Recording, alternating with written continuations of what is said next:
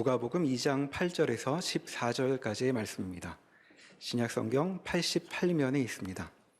누가복음 2장 8절에서 14절까지의 말씀입니다. 그 지역의 목자들이 밤에 밖에서 자기 양떼를 지키더니 주의 사자가 곁에 서고 주의 영광이 그들을 두루 비침에 크게 무서워하는지라. 천사가 이르되 무서워하지 말라. 보라, 내가 온 백성에게 미칠 큰 기쁨의 좋은 소식을 너희에게 전하노라. 오늘 다윗의 동네에 너희를 위하여 구주가 나셨으니 곧 그리스도 주시니라. 너희가 가서 강보에 쌓여 구유에 누워 있는 아기를 보리니 이것이 너희에게 표적이니라 하더니 후련히 수많은 천군이 그 천사와 함께 하나님을 찬송하여 이르되 지극히 높은 곳에서는 하나님께 영광이요 땅에서는 하나님이 기뻐하신 사람들 중에 평화로다 하니라. 아멘. 예수님께서 오신 성탄절입니다. 누가복음의 기록같이 들에서 양 치던 목자들이 양 틈에서 자고 있는데 천군 천사들이 나타나고 예수 그리스도의 오심을 저들에게 알리고 그 소식을 전한 후에 수많은 천군이 그 천사와 함께 하나님께 찬송하기를 지극히 높은 곳에서는 하나님께 영광이요 땅에서는 하나님이 기뻐하신 사람들 중에 평화로다 라고 외칩니다. 우리가 성경을 볼 때 기본적인 편견은 믿는 자에게 해당되는, 믿지 않는 자들에게는 해당되지 않는 이런 이분법을 가지고 성경을 읽는 바람에 하나님께서 구원자이시기 전에 창조주라는 사실을 놓치곤 합니다.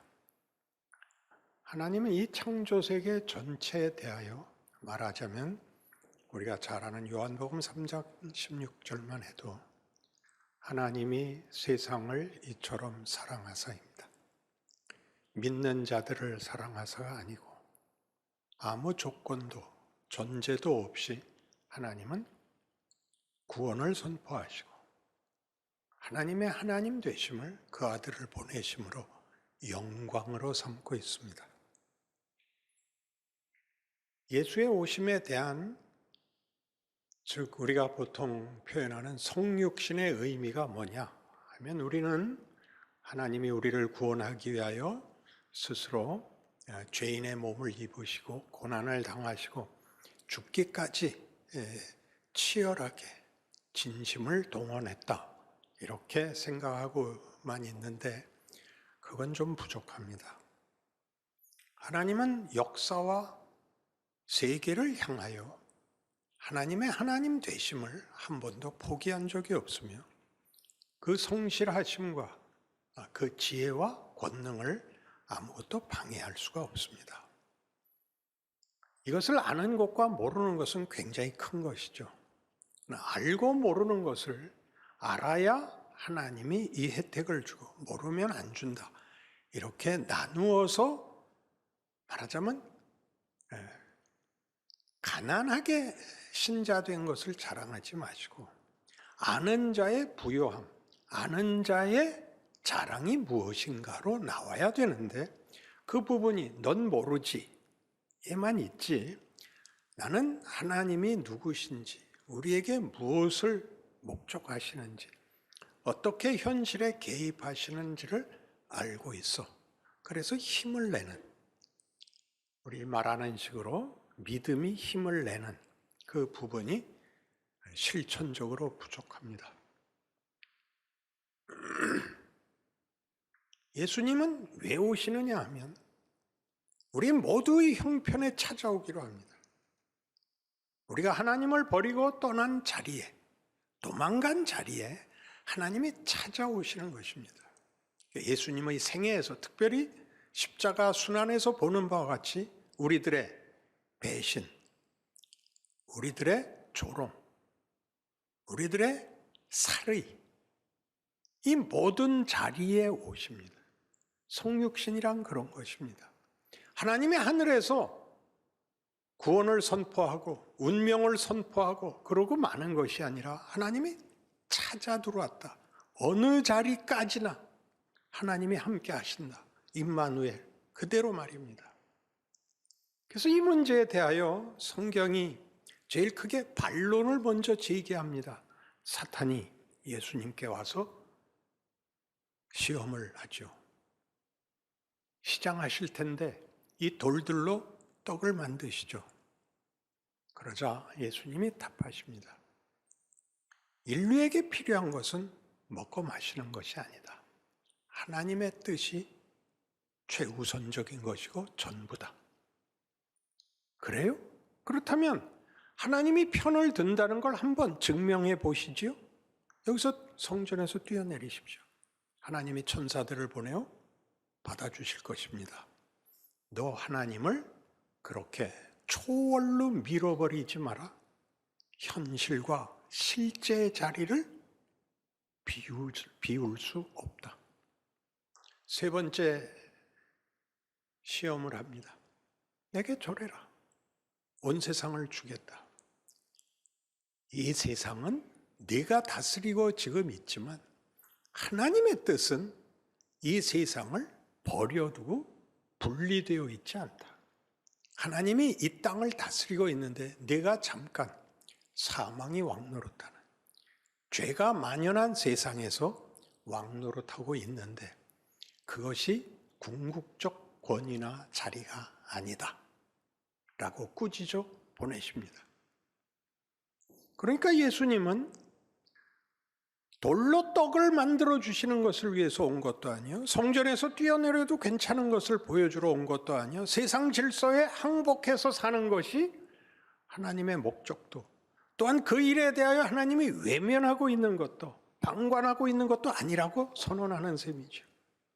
어떻게 하나 두고 보고 마지막 심판 때에서 너는 충성됐다, 너는 배신했다, 이렇게 나누는 하나님이 아니라 지금 아직 최종 심판이 일어나기 전, 지금 우리가 태어나서 살고 있는 현실 속에, 역사 속에 하나님은 찾아 들어오셨었다는 것입니다.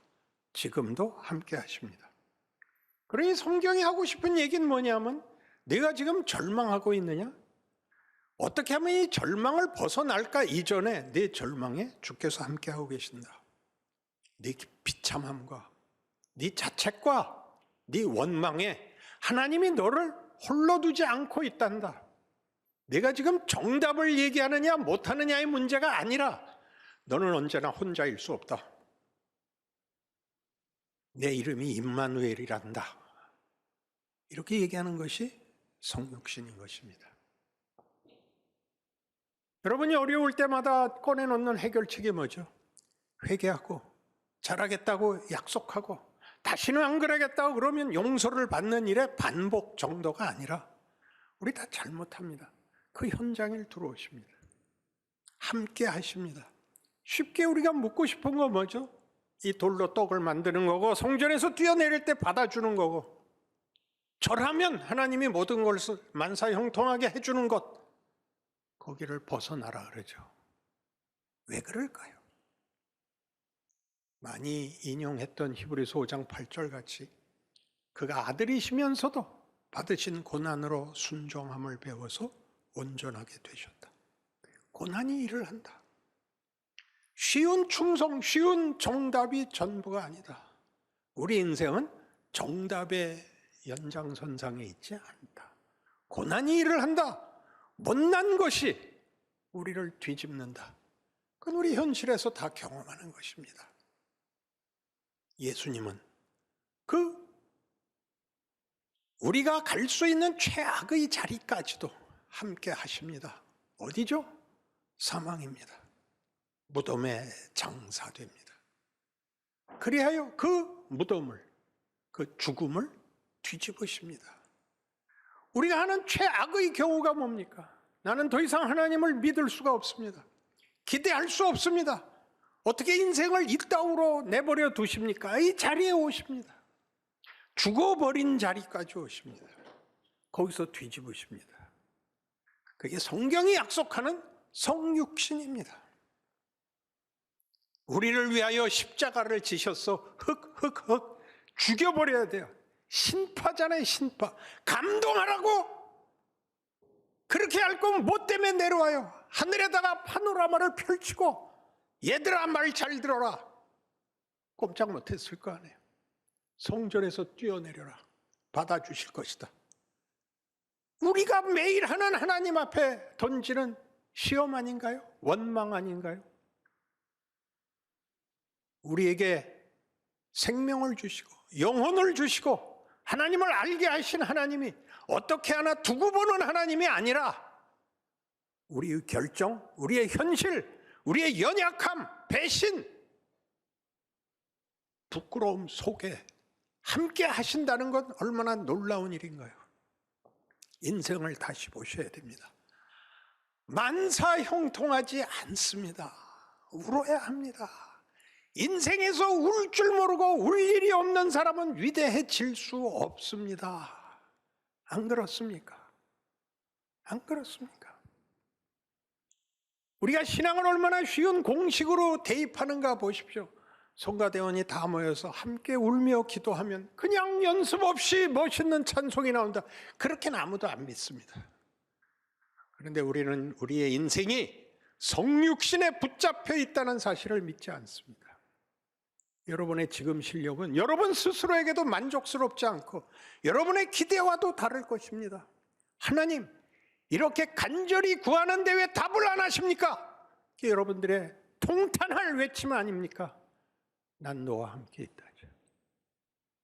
난 너와 함께 있다. 나는 하나님으로서, 네 하나님으로서 너를 떠난 적도 외면한 적도 방치한 적도 없다. 그게 예수의 오심입니다. 예수를 믿는다는 뜻입니다. 그러니 여러분, 인생살이에서 어려움이 생기거든 쉬운 답의 유혹을 극복하셔야 됩니다. 이건 내가 겪어야 된다. 이건 끝없이 울자.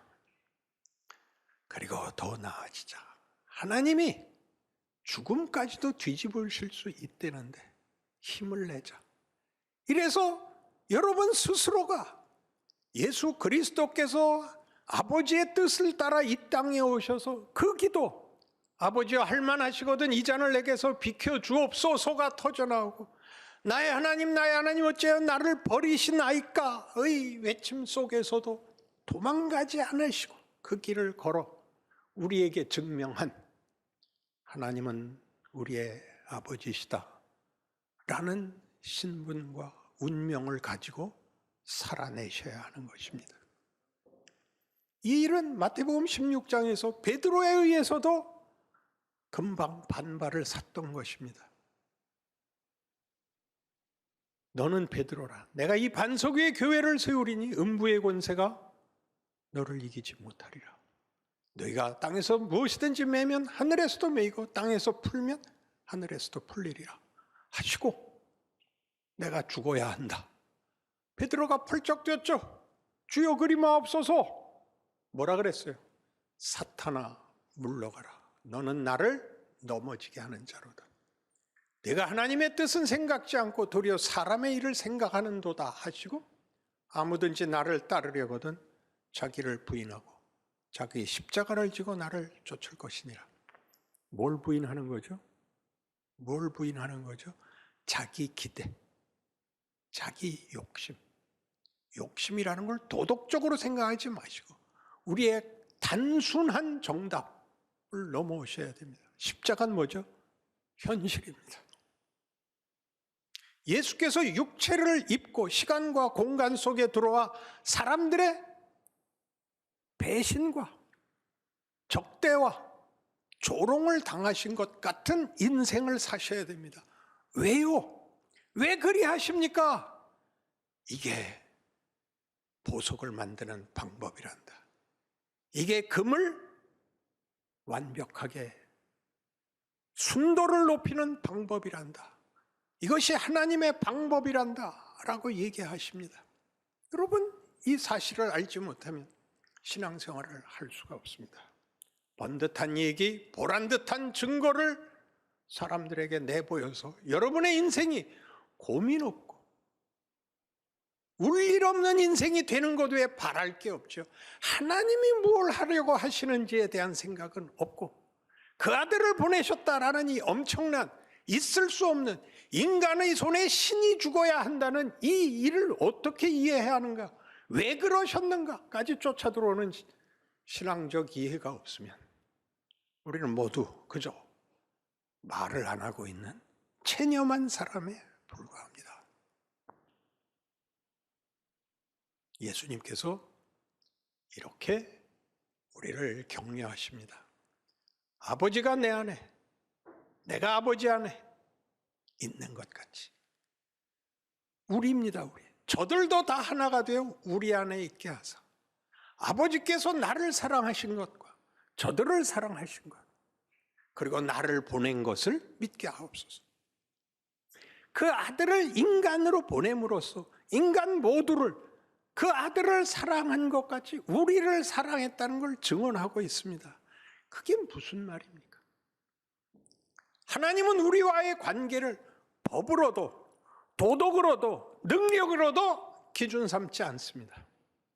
우리는 하나님의 자녀입니다. 하나님이 당신의 형상으로 만든 그의 모든 정성과 사랑과 권능을 다하여 만든 존재입니다. 우리가 도망갔습니다. 하나님 따라오신다는 것이죠. 나는 너희를 놓을 수 없다. 나는 너희를 버릴 수 없다. 너희가 정당하냐 정당치 않으냐는 나한텐 두 번째 문제다. 그게 뭐죠? 그게 사랑입니다. 하나님과 우리는 법이나 능력이나 도덕의 차원에서의 관계가 아니라 끊어질 수 없는 관계. 우리 세상적 이해를 위해서 혈연인 것입니다. 신이 우리를 위하여 피를 흘리십니다. 하나님이 우리에 대하여, 부모가 자식에 대하여 그리하듯 쉬운 답을 요구하지 않고 더 커야 된다, 너 더 해야 된다 라고 얘기하는 데서 우리가 그 힌트를 얻을 수 있듯이 하나님은 인류 모두에 대하여 당신의 사랑과 영광을 요구하고 있습니다.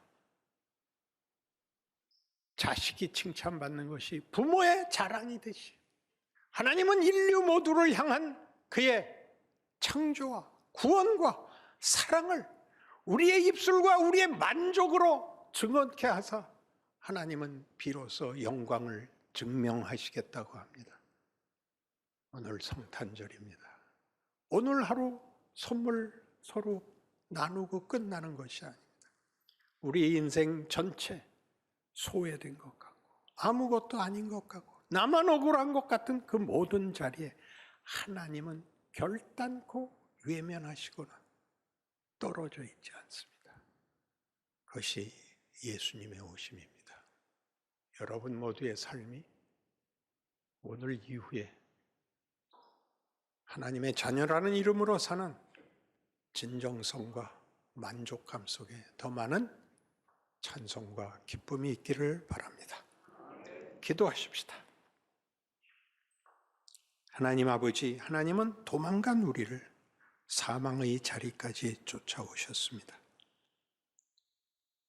성부 하나님이 성자 하나님과 나뉠 수 없는 것 같이 성자 하나님이 우리를 붙들어 함께 죽고 함께 살리는 죽음의 자리까지 함께, 부활의 자리까지도 함께 하셨습니다. 우리를 하나님으로부터 분리할 수 있는 것은 없습니다. 사랑과 하나님의 모든 권능에 묶여있는 우리의 현실인 것을 기억함으로써 현실에서 오는 시험들, 위협들, 하나님 말고 편안한 답을 구하는 자리에서 하나님의 자녀라는 것이 가지는 진정한 내용으로 성숙되는, 그래서 감사와 기쁨이 있는 우리의 현실을 살아가게 하옵소서. 예수님 이름으로 기도합니다. 아멘.